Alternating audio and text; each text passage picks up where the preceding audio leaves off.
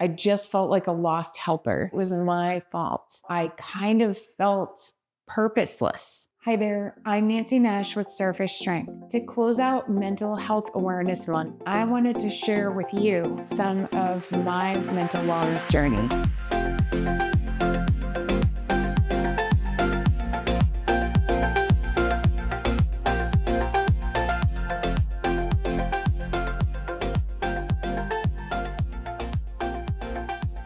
I have seen and experienced that not only are mental and physical wellness very, very linked, sometimes the things that really hold us back from what we want physically are the mental battles, the emotional battles that we're fighting. For me, the biggest battles have been around my sense of self-worth and the grief and loss that I've experienced. And I don't know if this will make sense to you, but when I've lost people that I really loved, even jobs that I've really loved, I turn inward and I blame myself. I feel like there's something that I should have done differently to yield a better outcome. And sometimes there is something that I could have done differently, but sometimes there are circumstances outside our control. And in those cases, even though I realize that I shouldn't be blaming myself, it's hard to stop that process. And those are really the chains that hold me back, that hold me down from having a sense of self-worth, from having the things that I really want for myself. I'm a person that has struggled with feeling down on themselves and feeling depressed on and off throughout my life. But I would say that my depression really came to a head in 2018 when I lost my dad.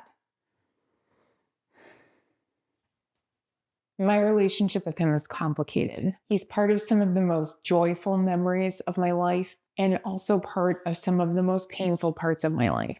He was the one that taught me to be playful, how to appreciate music, and to speak in front of people. Even though he's the person that introduced me to a love of the outdoors and hiking and spending days at the ocean, he never got to a point where he was able to maintain his own physical, mental, and emotional wellness. The whole time I knew my dad, he battled his weight and his struggle with his own self-worth and self-esteem. I'm really grateful for some of those things that I got from my dad, but I realize now that they came at a cost. From a very early age, I started feeling emotionally responsible for his well-being and his happiness. I think that is a big part of the reason that this particular loss really broke me. I spent so much time thinking that if I had just found the right words, if I had just been a better motivator or a better me, that maybe he'd still be here.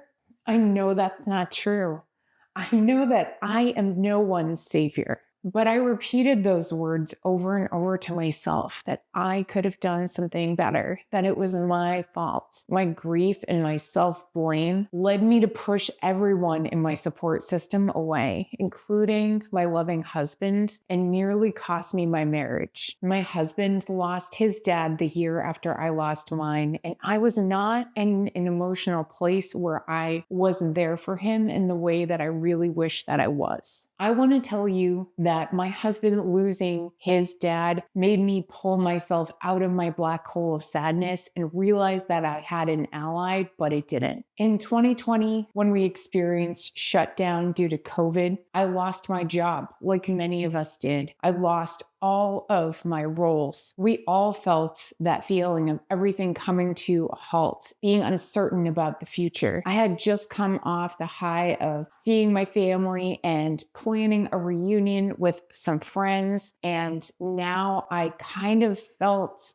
purposeless. I could no longer really help my clients in the real way that I wanted to get through this unforeseen set of circumstances. I also wasn't able to facilitate exercise for the girls' exercise program that I had been helping to run. I just felt like a lost helper. I had clients who wanted to train virtually, which is what I do now. I wasn't ready. I wasn't ready for more change. I wasn't ready to see myself as anything else. And I also still kept telling myself that if I couldn't help my dad, how could I possibly help anyone else reach their goals? I'm really happy to say now that I know that's not true, and that I realize that I didn't know who I was away from my roles. So I let myself believe that I had failed my dad and that anything else I tried would also fail. But spoiler alert, I know that that is just a lie that I told myself to keep myself on Nancy Island. And I don't believe that I'm alone anymore. It didn't happen overnight, but bit by bit, I started reading books. I started talking to friends. I started opening up about my pain. I started thinking about who I was away from my roles. I started thinking about what kind of company I would want to build and how it would be a reflection of me, but it wouldn't just be me. And that if it failed, it didn't mean that I had to see myself as a failure, that I could continue on. Even though my dad was gone, even though my past roles were gone, I was still me. I was still the person that wanted to help people, that wanted to see their journeys through. I am not always the perfect optimist or motivator or problem solver that I want to be. But I have a deep appreciation and empathy for the individuality of each person's experience. And I know now that that's what makes me good at what I do. I really enjoy helping people find the information and inspiration they need in their wellness journey. I enjoy the process of holding them accountable and helping them find unique ways to motivate themselves. So my takeaway in coming out of what I see as the darkest days of my life so far is that we are not alone. We're only as alone as we allow ourselves to be. Every loss is different because every person that we love, every job or role that we enjoy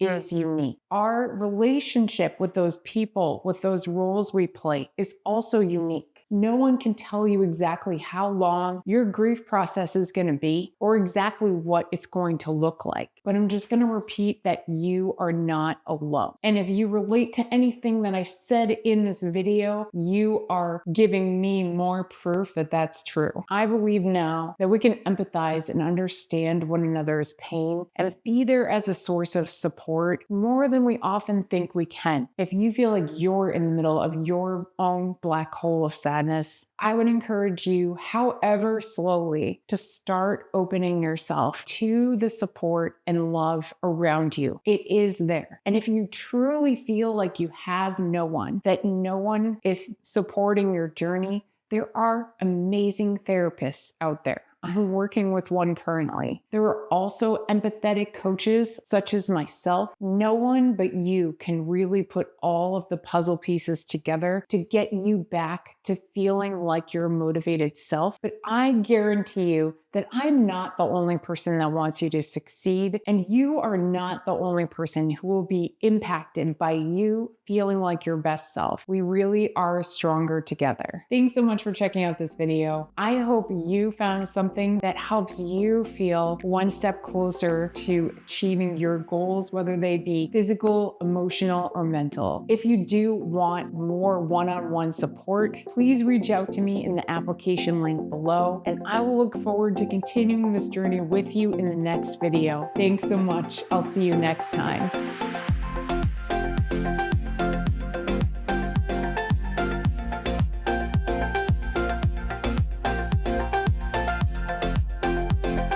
Thanks so much for watching this video.